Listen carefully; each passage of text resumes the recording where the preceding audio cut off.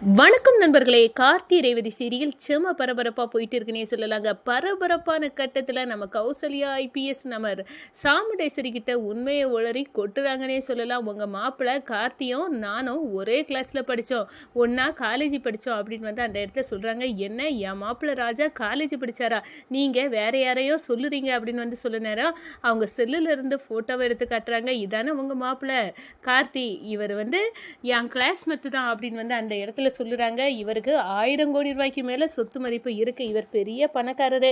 இப்போ கூட அவருக்கு ஒய்ஃபுக்கு ஆபத்துன்னு தான் நான் ஐபிஎஸ்ஸாக இருக்கேன், எனக்கு கால் பண்ணி சொன்னார், நான் வந்து உங்கள் பொண்ணை காப்பாற்றினேன் அப்படின்னு வந்து அந்த இடத்துல சொல்லுறாங்க. இதை கேட்டு ஆடி போய் நிற்கிறாங்க சாமுண்டேஸ்வரி. அவங்களுக்கு பயங்கரமாக கோவருது. இது அப்போ ஒரிஜினலாகவே என் மாப்பிள்ளை ராஜ சேதுபதியோட பேரந்தானா அப்படின்னு வந்து அந்த இடத்துல வந்து இனி இந்த கும்பாபிஷேகம் நடக்கக்கூடாது அப்படின்னு வந்து களை கட்டி நம்ம ராஜாவை கழுத்தை குத்தி வெளியே தள்ளி போடா, என்னை ஏமாத்தின துரோகி அப்படின்னு வந்து நம்ம சாமுண்டேஸ்வரி வெளியே தள்ளுறாங்கங்க. அதை பற்றி தான் இந்த வீடியோக்குள்ளே பார்க்க போகிறோம். அதுக்கு முன்னாடி சேனலுக்கு லைக் அண்ட் சப்ஸ்கிரைப் பண்ணுங்கள் ஃப்ரெண்ட்ஸ். பக்கத்தில் இருக்க பெல் ஐக்கானையும் கிளிக் பண்ணுங்கள். அப்போ தான் நான் போடுற ஒவ்வொரு வீடியோவும் நோட்டிஃபிகேஷனாக உங்களுக்கு கிடைக்கும். வாங்க ஃப்ரெண்ட்ஸ், வீடியோக்குள்ளே போகலாம். ஃபஸ்ட்டு எடுத்த உடனே பார்த்தோன்னா ஒரு செம அதிரடியான பரபரப்பு கட்டோன்னு சொல்லலாங்க.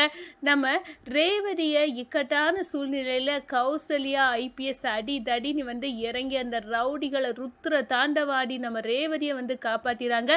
அதோட பார்த்தோன்னா நம்ம ரேவதி கிட்ட இந்த நீங்கள் வந்து இப்போ ஒன்றும் இல்லைல்ல அப்படின்னு வந்து அந்த இடத்துல கேட்குறதுனா, ஆமாம் எனக்கு கரெக்டான நேரத்தில் வந்து என்னை கத்தி இந்த ரவுடியை குத்த நேரத்தில் கரெக்டாக காப்பாற்றுனீங்க, உங்களை யார் இங்கே அனுப்புனா கரெக்டா அப்படின்னு வந்து கேட்க நேரம் வேற யாரு, உங்களோட கணவர் கார்த்தி தான் அப்படின்னு வந்து சொல்றாங்க. அதோட கார்த்தியை நானும் ஒன்னா காலேஜ் படித்தோம், நான் வந்து இப்போ ஐபிஎஸ்ஸாக இருக்கேன் அப்படின்னு வந்து அந்த இடத்துல சொல்கிறாங்க. இதை கேட்டு அதிர்ந்து போகிறாங்க. சரி வாங்க, எனக்கு உயிரை நீங்கள் காப்பாற்றின உங்களை நான் கண்டிப்பாக வந்து இப்போ எங்கள் அம்மா கிட்ட நாங்கள் வந்து உங்களை அறிமுகப்படுத்தி வைக்கணும் அப்படின்னு வந்து அந்த இடத்துல கூட்டிகிட்டு போகிறாங்க. நம்ம சாமுண்டேஸ்வரி கிட்ட பார்த்து, இந்த பாருங்கம்மா, நானும் உங்கள் மாப்பிள்ளை கார்த்தியும் நாங்கள் வந்து ஒரே காலேஜில் ஒன்றா படித்தோம் அப்படின்னு வந்து சொல்கிறாங்க.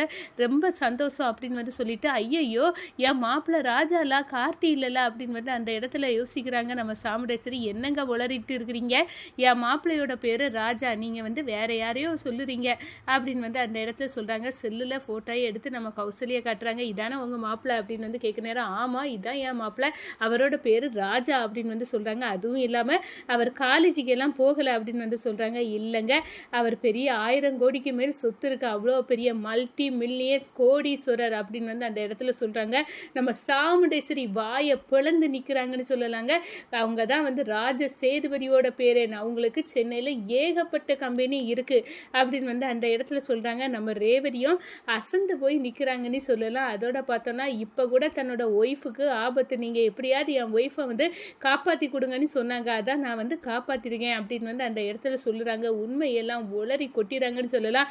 நம்ம பக்கத்தில் இருந்து நம்ம சந்திரா உசுப்பேத்தி விடுறாங்க. பாத்தியாக்கா, உன் மாப்பிள்ளை வேற யாருன்னு தெரிஞ்சா ராஜ சேதுபதியோட பேரந்தான், அவர் காலேஜுக்கு எல்லாம் போயிருக்காராம், பாத்தியா அவருக்கு எவ்வளோ பெரிய ஆளாக இருந்துட்டு உன்னை இப்படி ஏமாற்றி உன் வீட்டில் டிரைவராக வேலை பார்த்து உன் பொண்ணை வேற கல்யாணம் பண்ணியிருக்கானா, விடாதக்கா, இந்த ராஜ சேதுபதியோட ரத்தம் அது வந்து உன் ஃபேமிலி கூட நம்ம ஃபேமிலி கூட ஒட்டவே கூடாது, இப்போவே ரேவதியும் ராஜாவையும் பிரிச்சிரு அப்படின்னு வந்து அந்த இடத்துல வந்து சொல்லுறாங்க.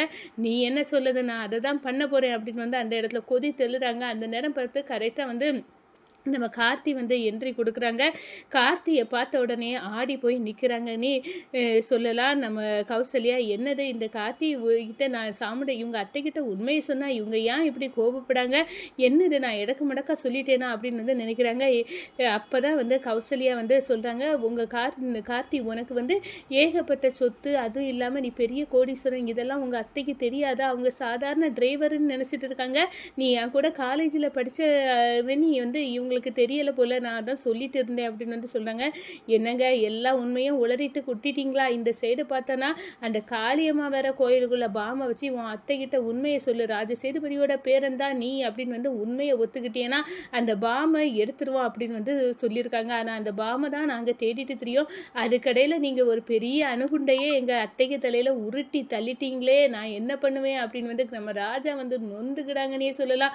அதோட பார்த்தோன்னா நம்ம ராஜராஜ கழுத்தில் அந்த மாலை டிங் டிங் டிங் நீ வந்து அடிச்சுட்டே இருக்கு, எப்போ உயிர் போகுதுன்னு தெரியல, அந்த அளவுக்கு வந்து திரில் இதாக இருக்குது. நீங்கள் வந்து பாருங்கங்க. அப்பதான் நம்ம சாமுண்டேஸ்வரி வாயை துறக்காங்க நம்ம ராஜாவை பார்த்து, டேய் ராஜா, நீ வந்து என்னை ஏமாத்திருக்க அப்படின்னு வந்து டிரைவர் பையல நீ வந்து ஏமாத்திருக்கல அப்படின்னு வந்து அந்த இடத்துல சொல்றாங்க. என்னத்த சொல்றீங்க, என்ன பாத்தியா, நீ உண்மையாட்டே ராஜ சேதுபதியோட பேரன் தான் அப்படின்னு வந்து எனக்கு உண்மை தெரிஞ்சுட்டு நீ என்ன சொன்னா, இந்த கும்பாபிஷேகம் எங்க மாமா கையெல்லாம் நல்லபடியா நடந்தா நான் வந்து யாரு ராஜ சேதுபதியோட பேரன் அப்படின்னு வந்து சொல்லேன்னு சொன்னா நானும் நம்பி இருந்தா கடைசியில் நீனே ராஜ சேதுபதியோட பேரனா இருப்ப நீ நான் நினைச்சு கூட பார்க்கல. எப்படி எவ்வளோ தைரியம் இருந்தால் என் பொண்ணை நீ ஏமாற்றி கல்யாணம் பண்ணியிருப்ப. இந்த கும்பாபிஷேகம் இப்போவே நடக்காது, நீங்கள் எழுந்துங்க அப்படின்னு வந்து அந்த இடத்துல ஓமகுண்டத்தில் இருந்துட்டு இருந்த நம்ம ராஜராஜாவை வந்து எழுப்புறாங்க. அதோட பார்த்தோன்னா இந்த கும்பாபிஷேகம் இனி நடக்க போகிறது இல்லை அப்படின்னு வந்து ஒரு பேரிடியை தூக்கி போடுறாங்க. நம்ம பரமேஸ்வரி பாட்டி அதிர்ந்து நிற்கிறாங்க. இதுக்காரு எம்பாறு பேர்பட்டு எவ்வளோ கஷ்டப்பட்டு இந்த கும்பாபிஷேகம் நடக்க நேரத்தில் இப்படி வந்து வெண்ணெய் திரண்டு வர நேரத்தில் தாலி போட்டு உடச்சகதையாக போயிடுச்சே அப்படின்னு வந்து நினைக்கிறாங்க. அப்போதான் காளியம்மா சிவனாண்டி முத்துவேலெல்லாம் சபாஸ், இதுக்கு தான் நான் விருப்பப்பட்டேன், நீ சொல்லாட்டாலும் இந்த கௌசல்யா ஐபிஎஸ் எல்லா உண்மையும் சொல்லிட்டாங்க அப்படின்னு வந்து அந்த இடத்துல என்ட்ரி கொடுக்காங்க.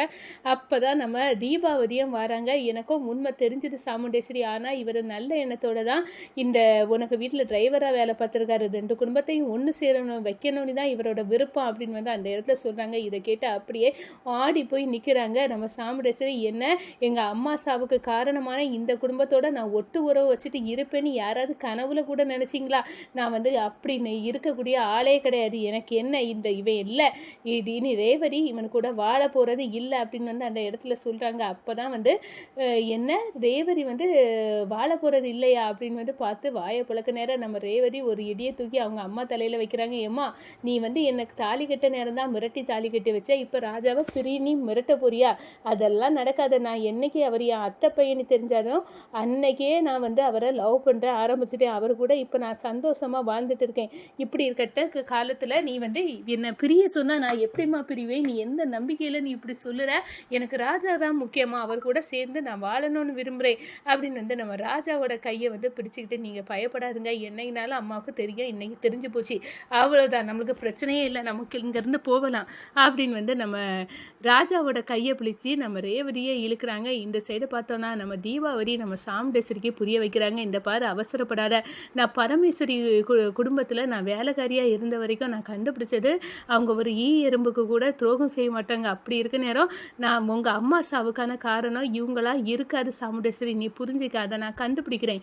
அது மட்டும் இல்லை, இந்த காளியம்மா சிவனாடி முத்துவேலை இப்படின்னு வந்து உன்னை சுற்றி எதிரிகள் பட்டாலும் கூடுதல் அதுலேருந்து எல்லாம் உனக்கு பாதுகாப்பு தந்துட்டு இருக்குதே இந்த ராஜா தான், ராஜ சேதுபதி பேரன் தான். இவன் மட்டும் இல்லைன்னா இந்த சிவனாண்டி முத்துவேலெல்லாம் உன்னை எப்போவே அழிச்சிருப்பாங்க. உனக்கு பலமே வந்து இந்த ராஜா தான், புரிஞ்சிக்க சாமுண்டேஸ்வரி அப்படின்னு வந்து நம்ம தீபாவளி வந்து பேசுகிறாங்க.